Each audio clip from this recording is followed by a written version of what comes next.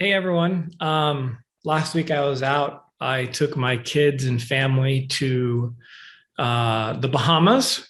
We stayed at this nice resort. It was kind of our last ditch effort to get a vacation in before their school started.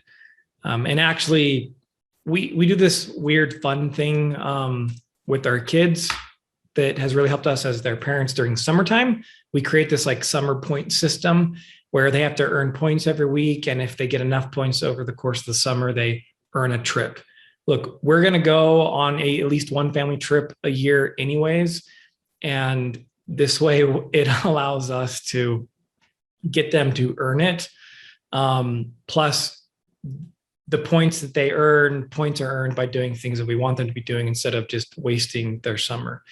Anyways, they had earned a cruise and we had a cruise booked before COVID happened. And we have since rescheduled that cruise 6 times. And then this last time they pushed it back yet another month. And I was like, I got the week blocked off. I need a break. I wanted a break. And so we found a resort in the Bahamas. Now, I'm not going to go over the name of the resort because it doesn't serve the purpose of what I want to talk to you about today. But if someone were to ask me about this resort in the future, I would tell you, you know what? I think if you've never been there before, it is worth a one-time trip. But I personally don't ever see myself going back or taking my kids to go back. And that is what I want to talk to you about. The customer experience. You have an audience, right? For your gym, and you know the demographics of your audience. At least you should, or at least you have an idea of who your ideal client is and what their demographics are. And in this case, thinking about this resort, they have their ideal client constantly coming through. It wasn't like a super ridiculously expensive trip, but it certainly wasn't cheap.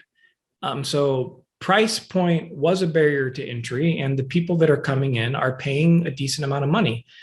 Not to mention, it is like kind of like an all-inclusive resort. You never had to leave to go anywhere. Everything was available there for you. And therefore, from the convenience factor, food costs were about 10 times more than they usually are, I think, that we experience here in the States in a non-touristy area. And anyways, the point being, they have a great opportunity every single time they have a guest to wow them and to want them to come back. The same goes for you as a gym owner. Every class that you have, every experience you have with the member is an opportunity to sell why they are using you. And so throughout the week that we were there, I'm noticing things at the park. And honestly, I left thinking to myself, man, I wish I had $500 million to create one of these things, because I think just knowing what I like, and I feel like I'm a pretty normal person, I think a lot of people would like the type of things that I would like to have changed at this resort. So as I'm going through, I'm noticing things like there are some water rides as part of on the resort, and there were some weird leaks in spots, weird leaks that clearly hadn't been touched or cleaned or maintained in a long time, moss growing around them.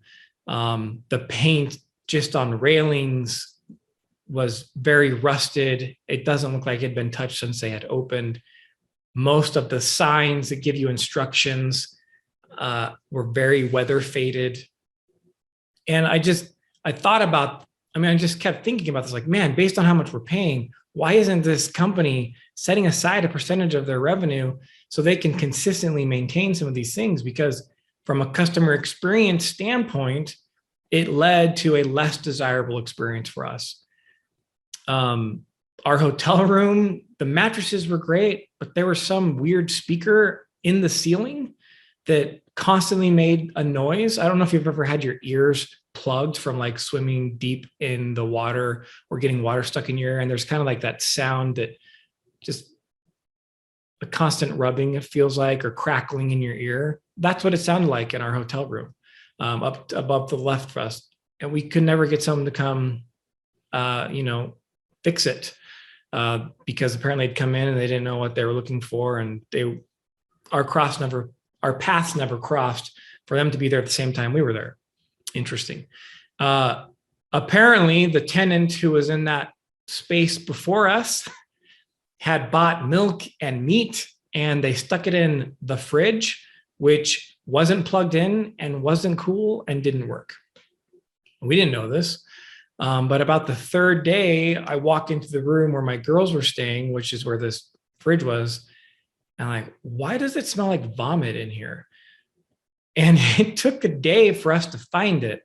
I almost gave myself hyperventilation because I was sniffing, like doing that. Like I was, I'm getting really lightheaded. We eventually found the culprit of the smell, because it kind of smelled like vomit, but the carpet smelled clean, like the sheets smelled clean. And then anyways, I eventually pinpointed it and we found it. And the meat in the fridge that wasn't working was rotting, and the milk had gone very rancid. It was, once I opened that up, I almost was, it was hard to keep myself from throwing up. We asked the hotel people to come in and clean it. They cleaned it out. But the smell had been stuck in that fridge for so long. We had to call them back and say, like, look, it's great, but we still have the vomit smell. Now it's mixed with cleaning chemicals. Can we just pull out the fridge? And anyways, this whole long story that I'm sharing with you is to highlight the fact, or this point, how different would our experience have been if the hotel staff had a clear and concise checklist that they followed every single time they cleaned a room from people who, like, anytime there's a new guest, so they know that guest is gone and the room is going to be used by new people. Why wouldn't there be a checklist for them to check the fridges, even if the fridges aren't working?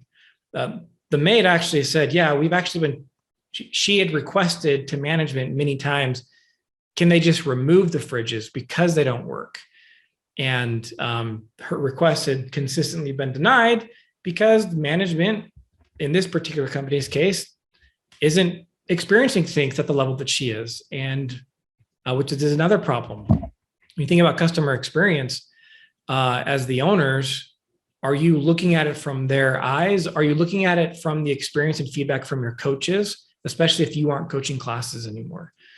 Management was above them to think about those little things, or to even take the suggestion of the maid who's doing this day in and day out, because if they took her suggestion, then they're not going to have guests sticking stuff in fridges who aren't paying attention and realizing, gosh, our food just went bad. I wish I would have known the fridge didn't work, even though they could have checked. But sometimes people are oblivious. Anyway, so definitely would have been a different customer experience. So what kind of checklists do you have in your gym, standard operating procedures, so that your client, your member experience is consistent for them? If there's anything you can take away from what I'm sharing with you, is look at your gym from the eyes of your member. Walk in. What is your member seeing when they walk into the space? Because to us, being in there all the time, every day, for multiple parts of the day, when there's busy classes, when there's not busy classes, a lot of the stuff becomes noise to us, and we block out the noise. But walk in again with fresh eyes to say, what is the member seeing? Maybe you'll notice something that look like, maybe you have a corner of the gym where you're storing crap that actually doesn't look good, and you've just ignored it because it's become noise to you. Little things do add up. And if we look at the experience from our members' eyes, I think you're going to find a few things that will improve their overall experience. Because guess what? At the end of the day, the customer who has a better experience is going to stay with you longer, and they're going to tell people about it. I don't even want to tell you about the name of this resort because I wasn't wowed. And we also have to understand that, look, I don't know the specific thing that people would compare your gym experience to, but in the travel industry, especially when we're going on a resort that is sold to us as some sort of kind of water park amusement area, you know, I'm going to always experience any sort of amusement park. I'm going to compare that to Disneyland, because in my life, the best experience I've had at an amusement park was when we stayed at hotels on Disneyland's campus and we spent a few days there. So your members are comparing their experience in your gym to their best experience with fitness. Hopefully that experience is in your gym, but if not, you have to know that that's what they're comparing you to. And again, I don't know what specific experience that would be for them, but I just know that our human nature is to compare things to our best experience. Because if it's not as good as the best experience, why would we go back to something else? We would go back to what was our best experience. So anyways, profitability can be increased if you improve member retention. Wherever you're at, I believe there's areas for improvement. Look at your experience through the eyes of your member. Remember, profit is a choice. Have the courage and wisdom to choose it.